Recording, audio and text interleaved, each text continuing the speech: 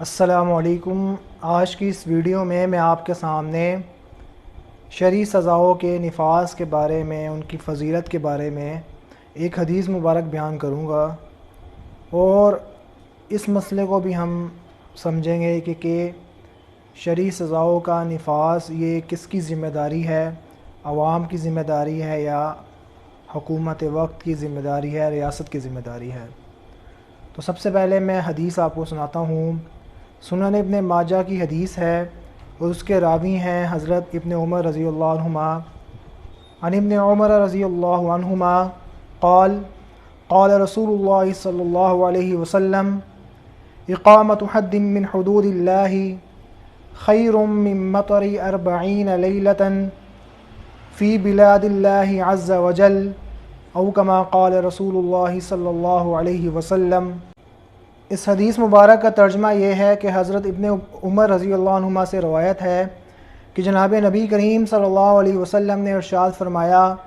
کہ اللہ تعالیٰ کی حدود میں سے کسی ایک حد کو بھی نافذ کرنا اللہ کی زمین پر یہ 40 رات کی بارش سے بہتر ہے۔ اس حدیث کا مفہوم یہ ہے، مطلب یہ ہے کہ جیسے زمین پر جب موسلا دھار بارش ہوتی ہے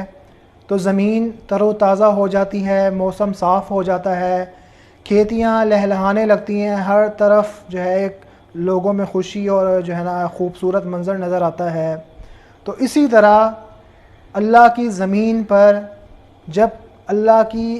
جو اسلامی سزائیں اللہ تعالیٰ نے بنائی ہیں، جن کو حدود اللہ کہا جاتا ہے، ان میں سے کسی ایک سزا کو بھی نافذ کیا جاتا ہے، یعنی مجرم کو وہ سزا دی جاتی ہے، تو جیسے موسلا دھار بارش سے زمین کے اوپر تر و تازگی آتی ہے، موسم خوشنما ہوتا ہے، کھیتیاں لہلہانے لگتی ہیں، اسی طرح شرعی سزاؤں کے نفاذ کی وجہ سے، کسی ایک حد کے نفاذ کی وجہ سے بھی لوگوں کے معاشرے کے اندر، عوام کے اندر خوشحالی آتی ہے، امن آتا ہے، ان کو سکون اور چین ملتا ہے۔ تو نبی کریم صلی اللہ علیہ وسلم نے اس حدیث میں شرعی سزا کے نفاذ کی یہ فضیلت بیان کی ہے کہ اگر ان کا نفاذ ہوگا کسی بھی معاشرے کے اندر تو وہاں پہ لوگوں کا جو ہے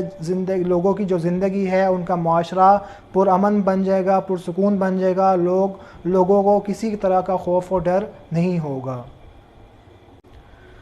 تو آج ہمارے معاشرے کے اندر بھی اسی چیز کی ضرورت ہے کہ اسلامی سزائیں جو ہیں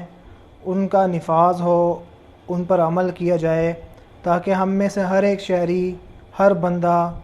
بالکل مطمئن ہو کہ اگر آدھی رات کو بھی باہر نکلے تو اس کو جو ہے ذرا برابر خوف اس کے دل میں نہ ہو کہ جو ہے مجھے کوئی لوٹ لے گا، میرا کوئی مال لوٹ لے گا، اس طرح کا امن ہو۔ یہ اسی وقت ہو سکتا ہے جب شرعی سزاؤں کا نفاذ ہو۔ اب شرعی سزاؤں کا نفاذ یہ کس کی ذمہ داری ہے، اس کو اچھی طرح سمجھ لیجئے۔ یہ عوام کی ذمہ داری نہیں ہے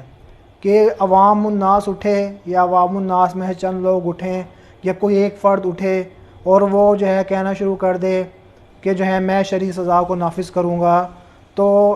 شرعی لحاظ سے بھی اور قانونی لحاظ سے بھی اس کو اس بات کی اجازت نہیں ہے۔